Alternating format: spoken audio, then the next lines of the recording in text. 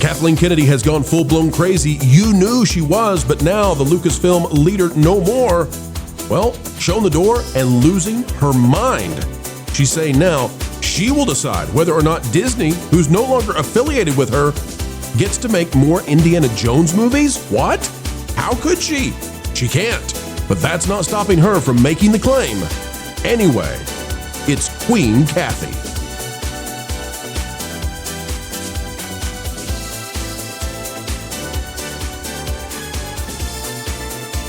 Folks, Kathleen Kennedy has gone crazy. Some of you out there say, oh, come on, guys. She went crazy a long time ago. Sure. Now, there's no doubt about it. This Out of That Park Place, Kathleen Kennedy signals Indiana Jones is effectively dead at Lucasfilm. Future projects canned after the Dial of Destiny flopped.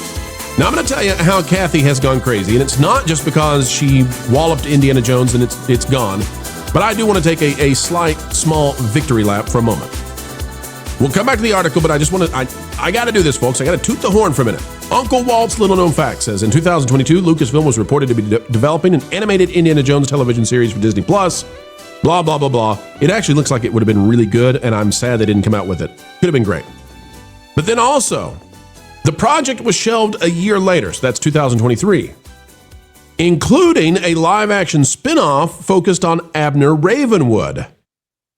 Now, what I am hearing, Lauren, is that the Abner Ravenwood spinoff was what you and I were talking about before, where I had a source telling me that they were working on a younger Indiana Jones thing.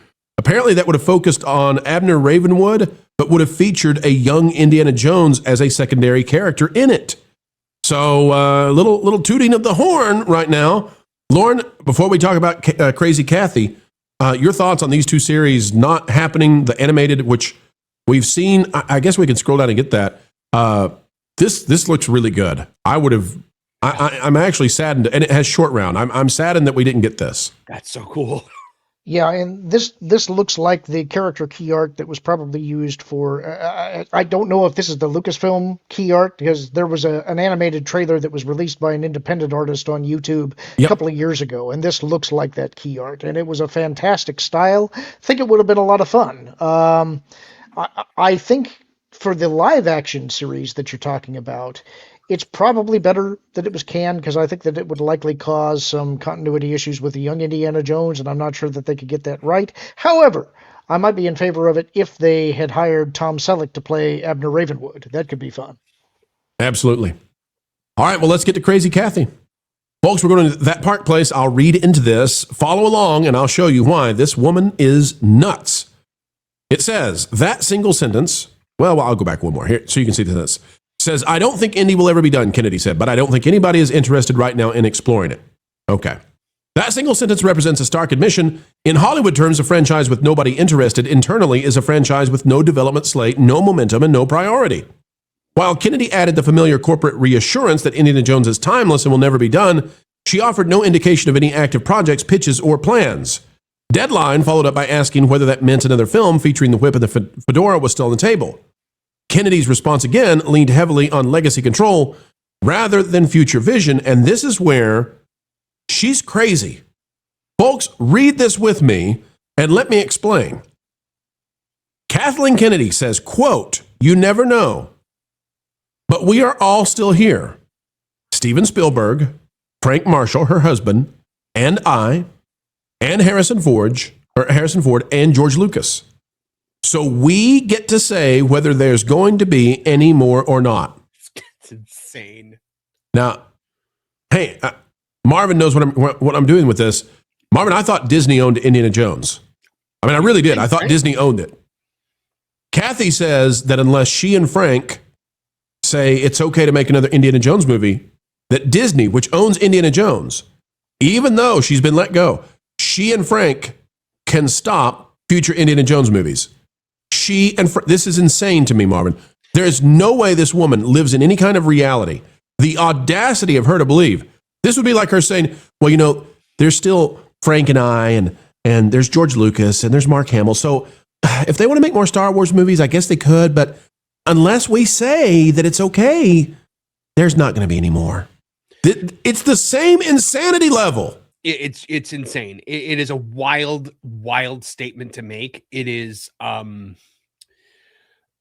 I don't, yeah, like Disney owns it. They can do, like, if you were still the head of Lucasfilm, then sure, yeah, they would need your okay to make a new Indiana Jones. You're not anymore, though. Dave Filoni and Lou Brennan are. So they don't need your say-so to do anything, Kathy. Disney can make a movie called Indiana Jones and the Frigid Hack Producer, and you can't do anything about it.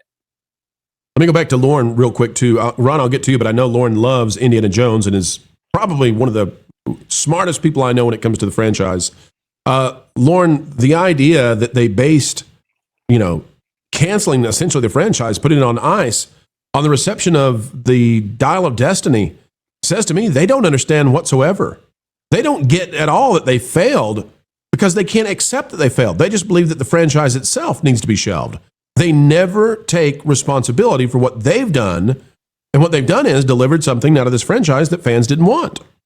We talked about this a little bit on the pre-show prior to coming here, and I think there's also a calculation being done about, all right, if you wanted to do more, how do you do it? I don't think that you can move Indy further into the future. And if you're not going to move him into the future, and even if you did want to, I don't think that Harrison, A, would want to do another one, and 2, is too old to do another one.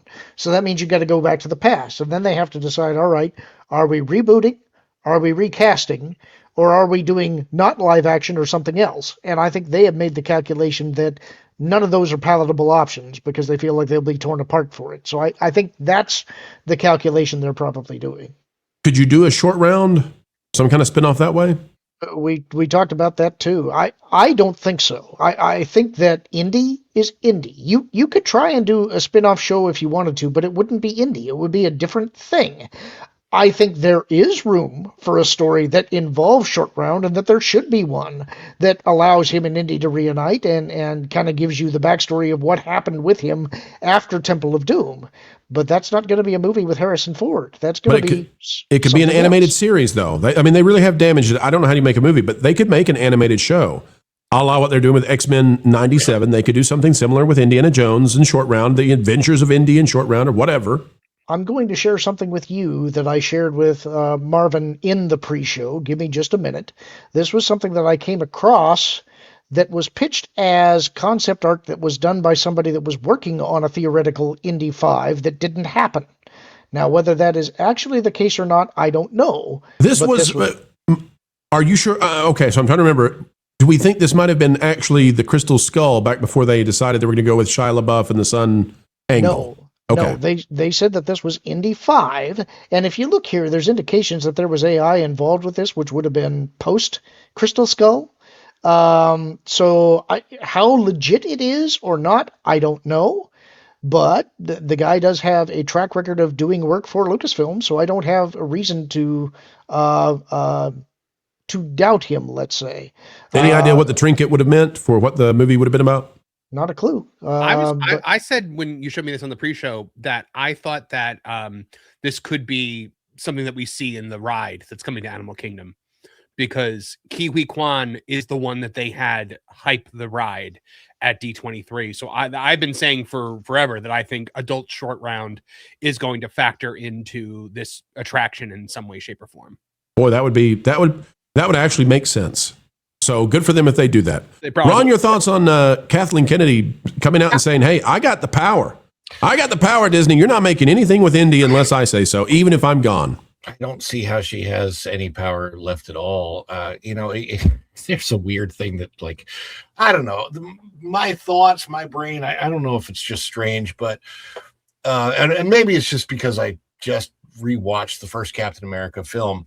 But in my head, there's some type of a story that, I don't know, maybe would go to Disney Plus, where it is the Red Skull's character facing off against Adolf, and then Indiana Jones is there, but also Steve Rogers is there, and there's a competition for who gets what trinket in the desert first, because at that time there was an Indiana Jones reference made specifically by the Red Skull and the Fuhrer searches for trinkets in the desert, and then he was talking about the Ark of the Covenant, which was exactly what Indy was going after, in Raiders of the Lost Ark.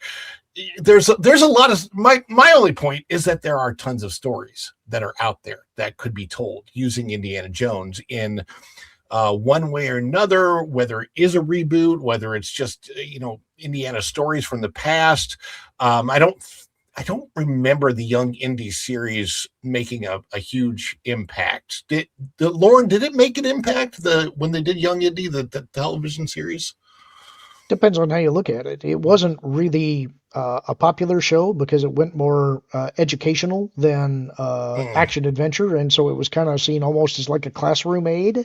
But for those who are indie fans, I think that it did have an impact, particularly once you get past the younger years when you're dealing with the 9-year-old Indy to when it actually becomes Sean Patrick Flannery who's playing the character. The World War I episodes, they call them the war years. Those are particularly good. So. And Lauren, go ahead. I was just going to say, so there is a lot more that could be done. There's a lot of story that could be told there, whether it's movies or whether it's television series. Obviously, at this point in time, I do think you need to get a new actor to portray Indy, but do a better job at casting than they did when they recast Han Solo, because that was horrible. Lauren, let me pick your brain on one last thing. You know the history of all of the Indiana Jones movies and the development at a level that I don't. Why did they choose not to go to Ke Kwan back, when they were doing Crystal Skull? What was the thought process where they decided they didn't want to bring back Short Round, who's outside of Indy probably the most and Indy's dad, but that wasn't possible. But why would they not bring back one of the most popular characters in the franchise? Why did they actively choose to avoid that? I think it had to do with the story they were telling. At the time that you're talking about, it was Kingdom of the Crystal Skull. And what the ultimate point of that movie was to bring Marion back into the picture and ultimately to have the wedding scene at the end. To do that, you needed to have, or technically they sort of spoiled the surprise because they already announced the casting of Karen Allen. But you still want it to be a surprise in the movie to how they get there and reunite. And the mechanism to do that is to play with her name and call her Mary Williams and not Marion Ravenwood, so that Indy gets suckered into this adventure to go and try and locate Mutt's mom, who he then realizes is Marion. It's just a plot device. I think they could have brought Key in for the wedding scene. He should have been there in one of the pews. But how you make that work in a story about Kingdom of the Crystal Skull and have Short Round as a major character, I don't know how you do that. Okay, a little bit of this here. What are you two doing? You better not be sending Marvel another bot campaign demanding they bring back She-Hulk. That was only like 17 times. Now we're way past that now. So then, what are you going to do today then? We're sending Pedro Pascal love letters. Low-level stuff. What? Okay, wait. I've been betrayed. Why would you do that? He already gets the wrong message from everyone. Well, he needs more sizzle in his life. Okay. There's even some lines even for you. They're called borders. They're negotiable. Putin told me, listen to me, Yachbite. In Mother Ruski, we draw in pencil to correct, mistakes. But no, these letters aren't from me per se. They're from Jonas. Jonas, yeah. I'm calling WDW Pro right now. You know what? I hope Jonas sues you for this.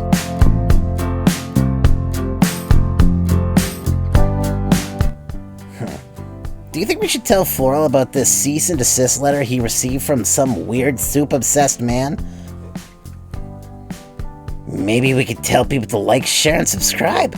Then we could really let this play out. Use the codes to play 4 teachers, baby. Yeah. Like Democrats.